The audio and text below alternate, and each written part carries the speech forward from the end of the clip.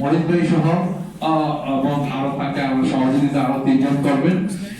সেখানে তিনি বললেন যে দেশে সব দেশগুলা গঠন করা হোক, কমিটি গঠন করার পরেই আপনারা তখন ইউরোপিয়ান গঠন করা হবে।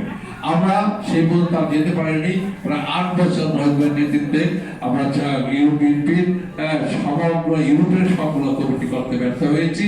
এরপরে আমরা আমাদের ইউরোপিয়ান ব্যাপার নিয়ে আমরা তখন লিডারের সাথে দেখা করতে গেলাম। আমরা 3 জন গিয়েছিলাম। আমার সাথে ছিল আমি প্রধান উপদেষ্টা সুইডেন বিএনপি, আমাদের সাথে ছিল ইন্দ্রদেশের কাজী প্রেসিডেন্ট এবং আমাদের সেক্রেটারি সাহেব সুইডেন বিএনপি। আমরা একসাথে সেখানে উপস্থিত হয়ে তার সাথে আলাপ আলোচনা করি।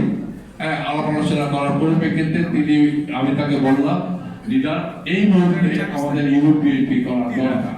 তখন তিনি বললেন কেন দরকার?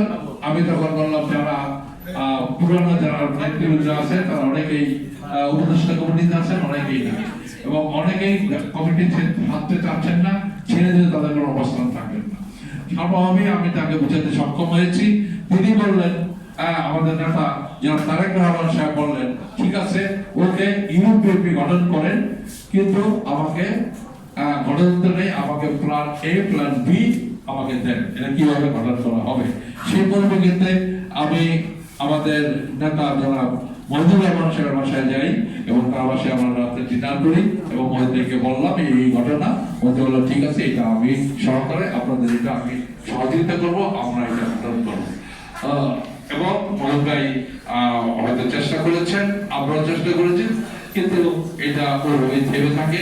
আমরা আগে এগিয়ে যেতে পারিনি। এখানেও আমাদের কালো হাতের ছায়া ছিল মাথায়, যার পরিপ্রেক্ষিতে আমরা এগোতে পারিনি।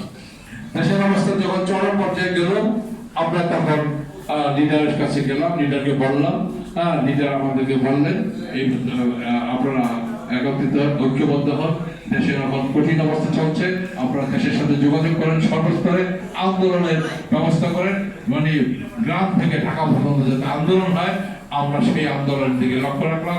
28 তারিখে প্রবাস থেকে আমরা টাকা পয়সা পাঠালাম এবং সেই আন্দোলন যাতে কঠিন থেকে হয়, চুম্বকমুখী আন্দোলন করার লক্ষ্যে আমরা প্রবাস থেকে তাদেরকে সহযোগিতা করি এবং